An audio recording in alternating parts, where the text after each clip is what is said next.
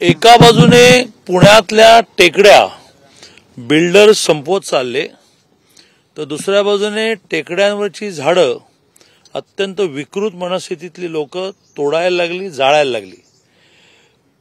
10 जूनला मला जन्मदिवसाला 65 वर्ष पूर्ण झाल्यामुळे, राज्याचा शिक्षण मंत्री असल्यामुळे 6000 कॉलेजेस माझ्या अंडर येतात म्हणून 65,000 झाडं लावण्याचं मी टार्गेट दिलं. 1,10,000 झाडं लागली.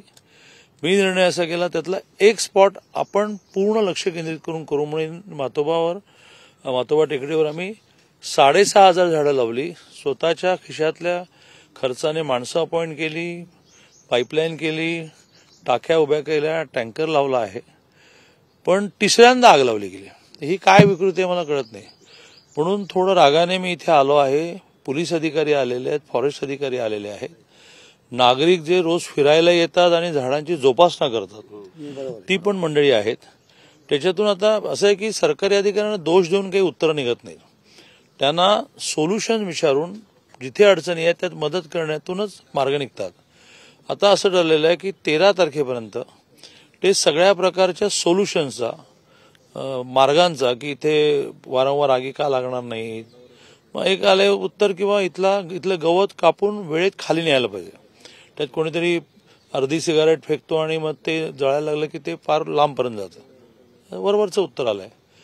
टेहळणी बुरुज बसवले पाहिजेत. अशा सगळ्या सोल्युशन्सना घेऊन 13 तारखेला दुपारी 4 वाजता फॉरेस्टच्या ऑफिसमध्ये बैठकीला मी जाणार आहे आणि त्याच्यामध्ये सगळ्या प्रकारचं सहकार्य त्यांना करणार आहे. मग त्यांना 2च गार्ड आहेत, आणखीन 4 हवेत.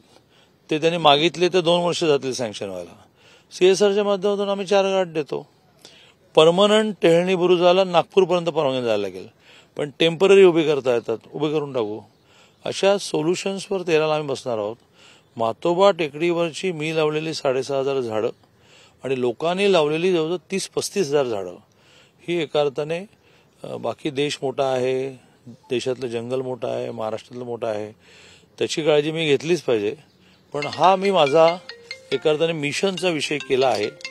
आणि आता कोणी त्या गार्डच्या तावडीमध्ये सापडला तर त्याला पोलीस स्टेशनला नेऊन जी कलमं लावायला लागतील ती लावून, 1-2दा तोच सापडला तर त्याच्या खूप मोठ्या आता कडक प्रोव्हिजन्स कायद्यात केल्या आहेत त्या अवलंबून. पण एक सायकोलॉजिकल फिअर, मानसिक भीती एकदा निर्माण करायला लागेल. कारण लोक सकाळी जे फिरायला येतात ते खूप बिचारे मेहनत घेत आहेत. मग त्यांनी पुढे जायचं मेहनत घेत, याने मागून यायचं नष्ट करत, त्याला काहीच अर्थ नाही. पण अधिकाऱ्यांच्याही त्यातल्या मर्यादा लक्षात घेऊन दोघांच्या सहकार्याने आम्ही खूप गोष्टी करू. दादा, बोगदेव घाटानंतर अनेक टेकड्या पुण्यातल्या पुणे पोलिसांकडून संरक्षित करण्यात आले, CCTV वगैरे लावण्यात आले.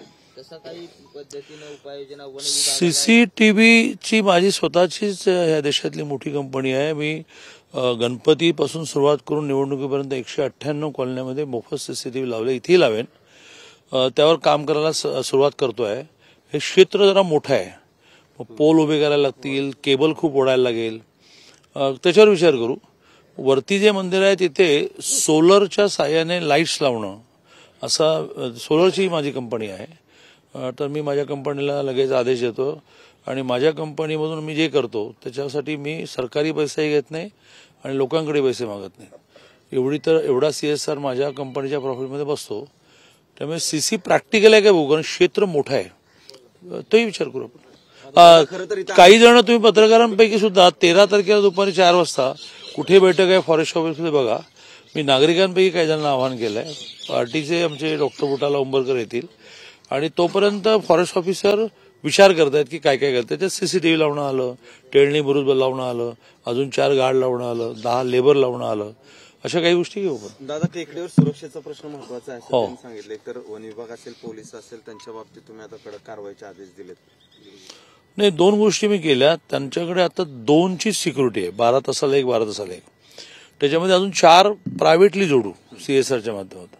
म्हणजे मग ते त्यांना स्पॉट वाढवता येतील फिरण्याचे. हे एक बिचारा 12 तास किती फिरणार, तो कंटाळतो, झोपतो, दांडी मारतो. 6 असले की ते एकमेकावर लक्ष ठेवतील. दुसरं, बऱ्याच वेळेला फिरावंही लागत नाही. टेहळणी बुरुज केले तर खूप लांब त्यांना चांगल्या दुर्बिणी देऊ. त्यांना वेळेत कळलं की तो कोणतरी जाळतोय तिथे, कोणीतरी तिथे काही दुष्कृत्य करतोय, प्यायला बसलाय. तर लगेच ते दुर्बिणीतून ते आयडेंटिफाय करतील, धावत पळत जातील. तर अशा काही गोष्टी त्यांना मी लोकांनाही अपील करतो की लोकसहभागातून द्यायला लागतील. माझा लोकसहभाग, माझा लोकांशी संपर्क मोठा आहे, कामं खूप मोठी करतो. लोक ऑफर करतात की तुम्हाला काय हवं आहे का, मला माझ्या आयुष्यात काही लागत नाही. तर प्रत्येक देऊ इच्छिणाऱ्याला अशी वेळ पडली की मी जोडत असतो. आता समजा 4चा स्टाफ जोडला तर जवळजवळ 20,000 रुपये दरमहा पगार आहे, म्हणजे महिन्याचा 80,000 खर्च सुरू झाला. तर तो मी 4 माणसांना 1 महिना असं जोडणार. तुम्ही 1 महिन्याचे 20,000 द्या, 4 माणसं, 1 महिना झाला, 12 महिने तरी करू हे सगळं. त्यातून बघूया काय होतं. दादा, बीड आणि परभणी प्रकरणावर सरकारवर टीका होते, अजूनही त्यात कुठली कडक कारवाई झाली नाही असा आरोप होतोय. कसं बघता सगळ्याच्या? सरकार यातली आवश्यक ती सगळी कडक कारवाई करते आहे. कालही माननीय देवेंद्रजीने म्हटलं आहे आणि ते म्हटलेलं व्यवहारात आणतात. एक चांगला प्रशासक अशी ख्याती माननीय देवेंद्रजी आहे. ह्या प्रकरणामधल्या कोणालाही सोडलं जाणार नाही.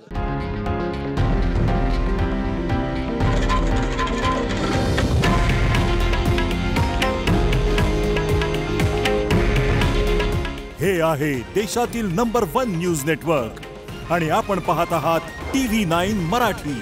काळजी तुमची, हित महाराष्ट्राचं.